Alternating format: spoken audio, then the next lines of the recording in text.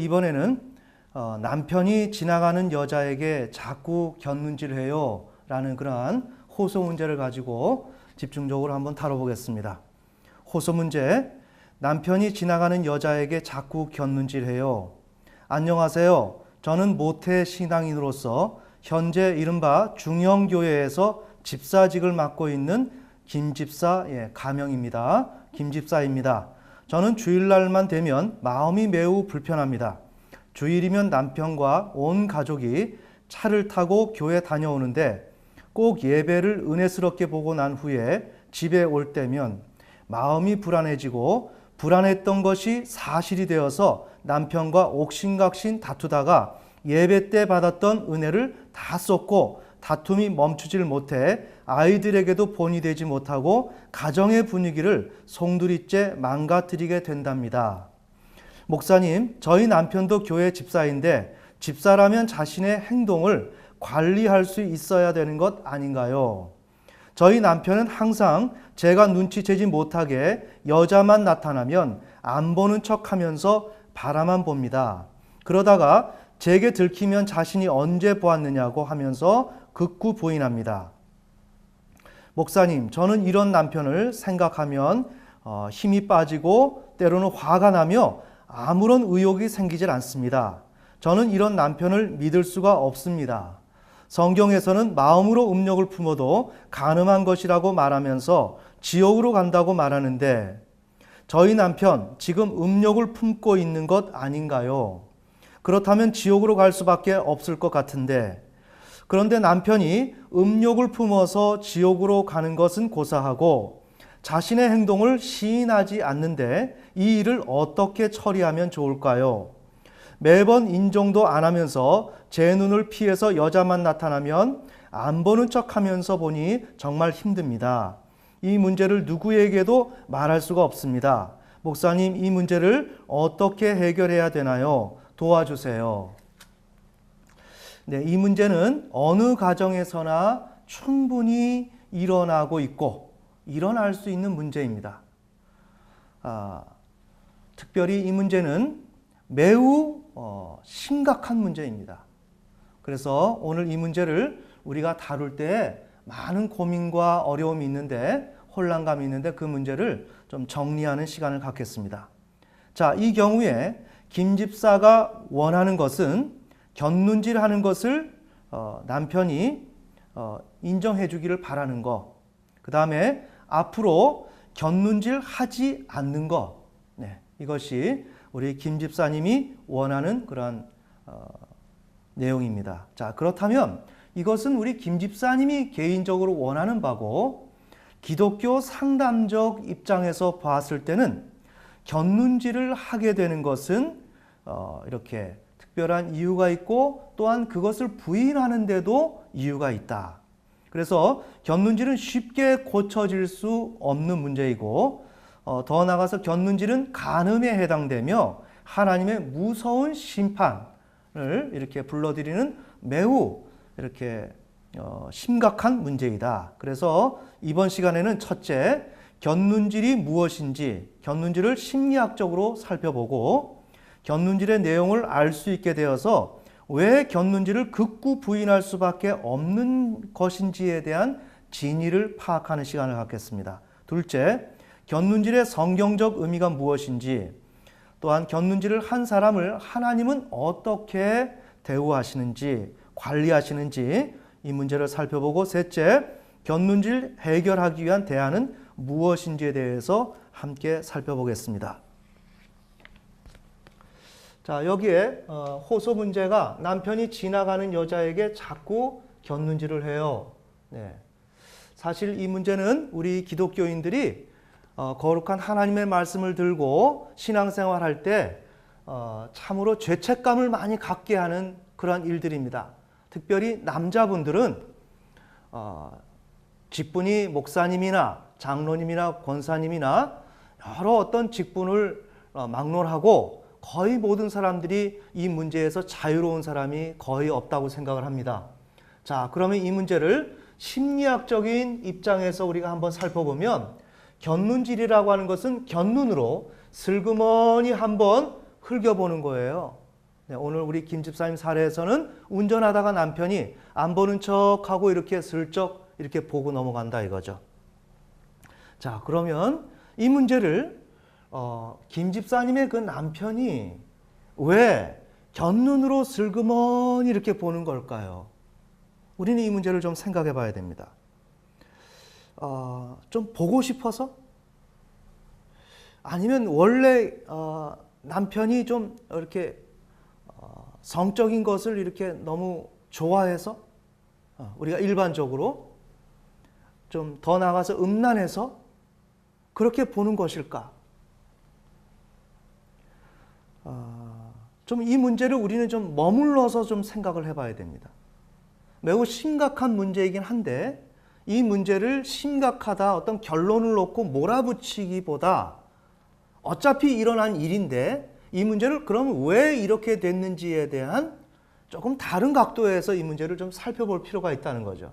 그래서 김 집사님 남편이 진술한 바에 의하면 난 아니야. 단지 저것을 보는 중에 보인 것뿐이야.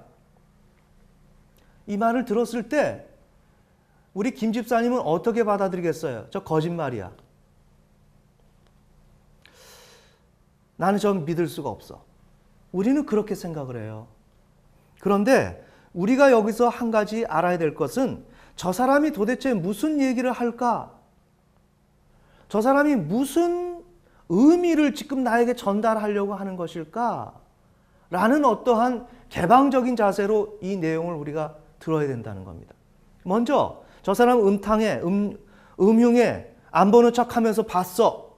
그럴 수가 있어. 이렇게 실망하기보다 실망은 어차피 되는 것이지만 이제 문제를 풀기 위한 단계로 접근한다면 실망은 되지만 여기에서 우리는 무엇을 해야 되느냐? 저 사람이 지금 무엇을 말하는 것일까?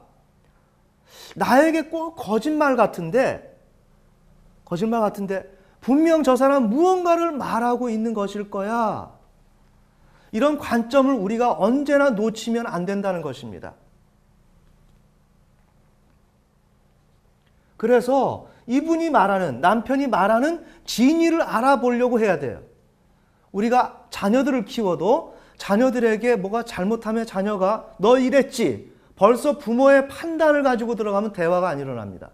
그러나 부모의 그 판단을 내려놓고 저 아이가 분명히 실수를 했고 내가 보기엔 분명히 이러한 이유 때문에 했다고 보여지지만 그 보여지는 것을 절대적으로 그 근거로 아이하고 대화하면 대화가 안 되고 더 이상 문제가 풀어질 수가 없다.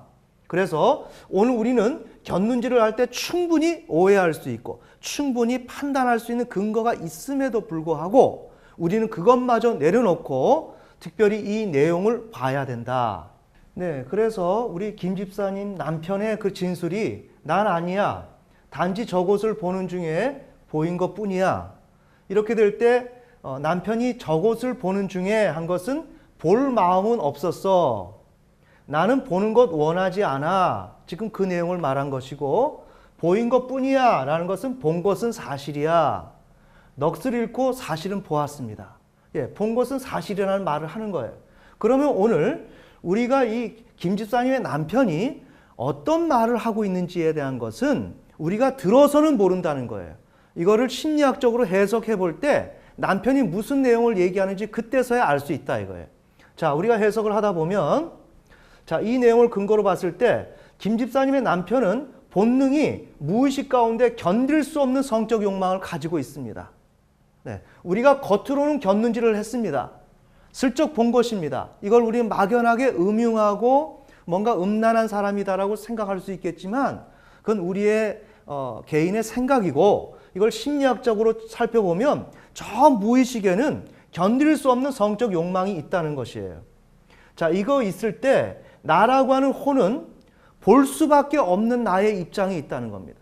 자, 견딜 수 없는, 참을 수 없는 성적 욕망, 그것이 있는데 그것을 나라고 하는 신앙적 주체인 나는 그것을 부인할 수가 없는 거예요. 나는 안 볼 거야. 난 그걸 이러한 것을 신경 쓰지 않을 거야. 할 수 있는 내가 아니라는 거예요. 그런 내가 되지 못하다 보니까 이 자아를 동원하게 되는데 이 자아는 이 주체와 같은 편의 존재예요. 하고 이 자아는 현실 세계를 어떻게 무리 없이 살아갈 수 있을까 하는 또 다른 나이기 때문에. 그런데 이 나는 사회생활하면서 이 주체와 이 본능이 가지고 있는 허물과 단점, 약점들을 은폐시키면서 그 다음에 필요 없는 것들을 억압시키고 자신은 사회와 대상과의 관계를 무리 없이 진행을 시켜 나가려고 하는 것이 자아입니다. 이렇게 될 때 대상 옆에 있는 김 집사님이 같이 운전하다가 다른 곳을 봤어요. 그때 틈새를 이용해서 틈새를 이용해서 자아는 이 주체와 본능과 같은 편이기 때문에 겉으로는 경건한 종교 생활하는 사람처럼 보이지만 본능적인 것에 밀착되어 있고 혼의 주체에 밀착되어 있는 이 자아로서는 이 틈새를 인식하고 주체가 이 본능을 수용할 수밖에 없는 때로는 좀 수준 낮은 신앙의 위치에 있는 혼이라 할지라도 이 혼의 욕망을 허용해 줍니다. 그래서 이 혼은 자아를 지배하게 되죠. 그래서 이 자아를 지배하게 됨으로 인해서 이 자아라고 하는 나를 통과해서 견눈질이라는 방식으로 자신의 욕망을 만족시키는 것입니다.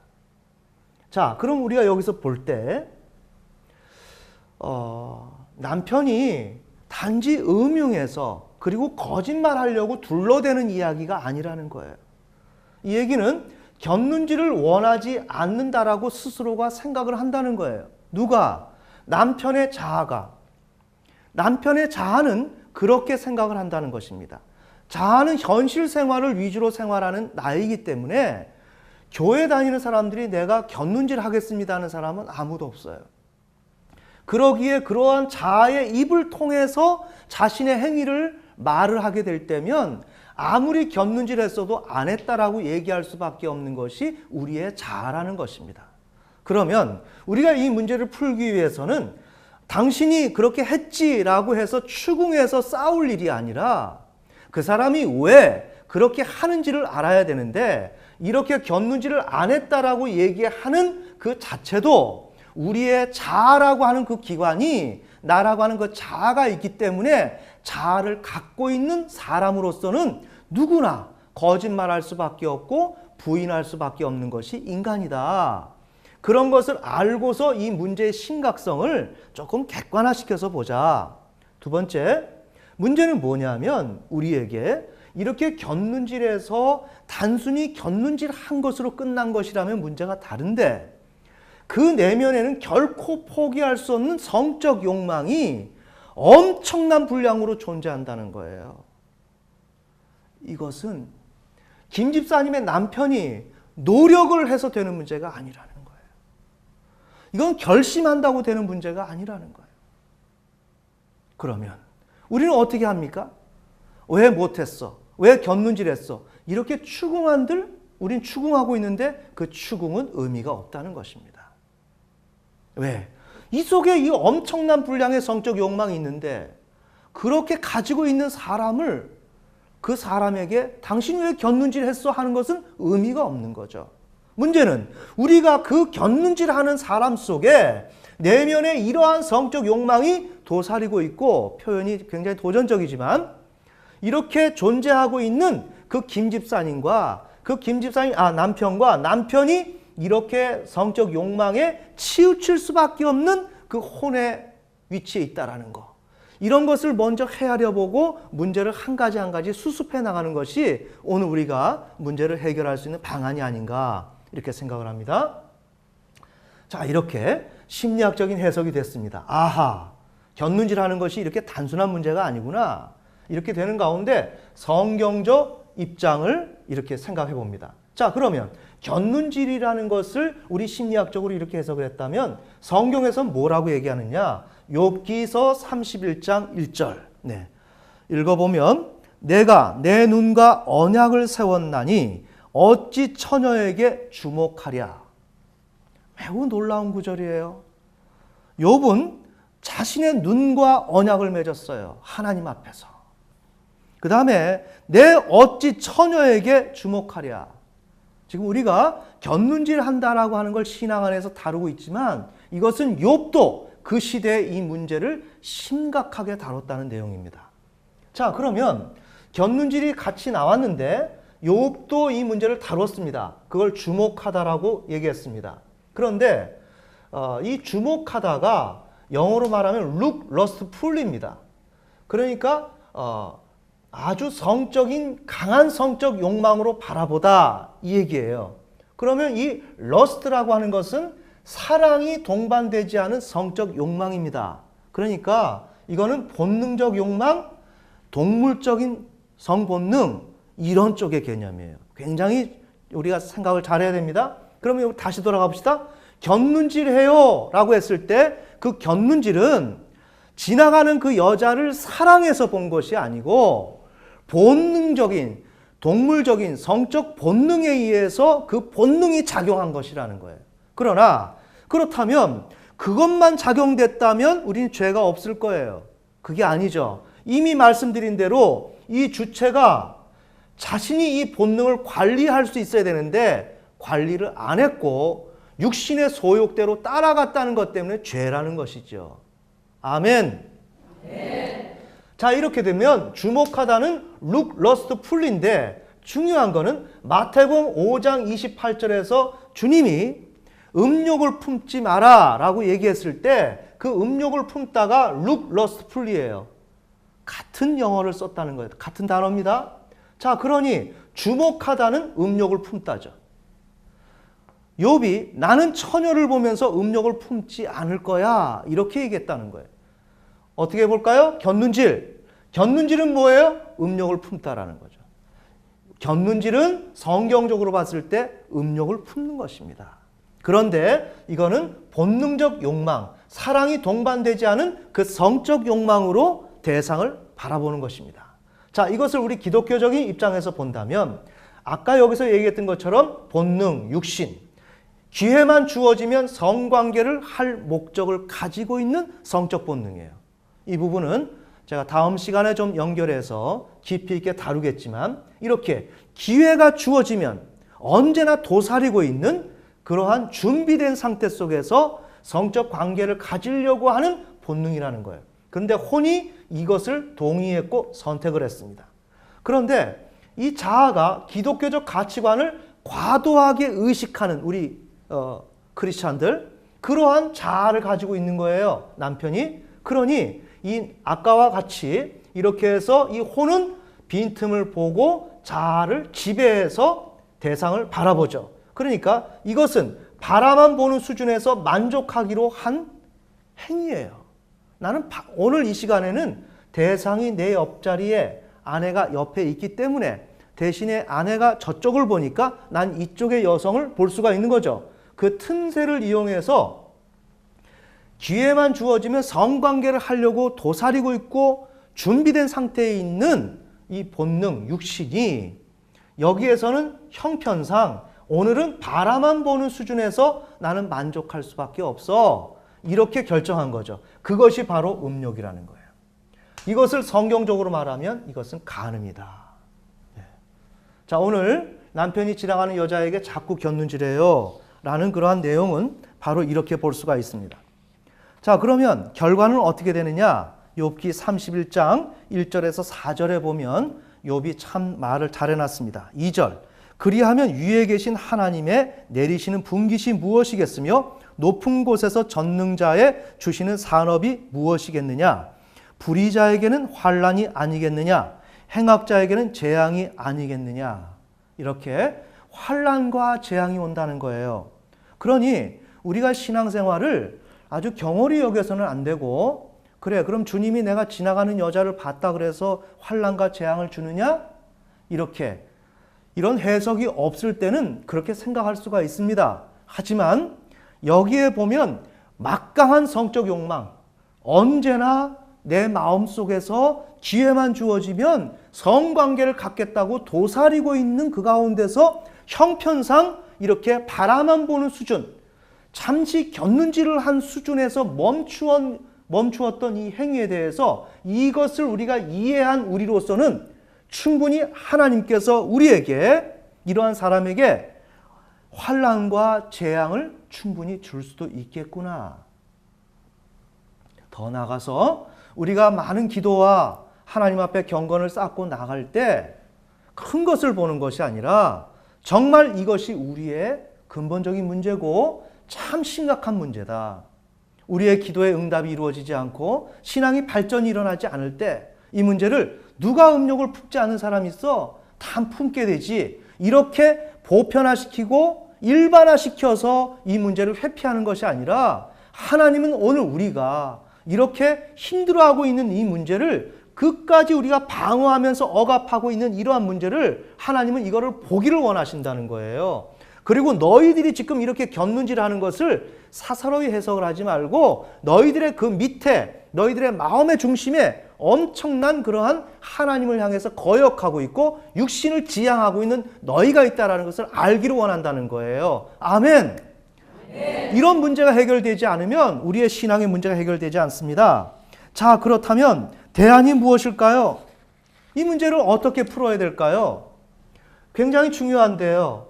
문제는 우리가 이 문제 앞에서 너무나 무기력하다는 것입니다. 오늘 지저스 메디컬 센터가 이 문제를 우리가 얘기를 할 때는 지금까지 마태복음 5장 28절에 나오는 이런 부분들을 간과했고 소홀했던 것이 사실입니다.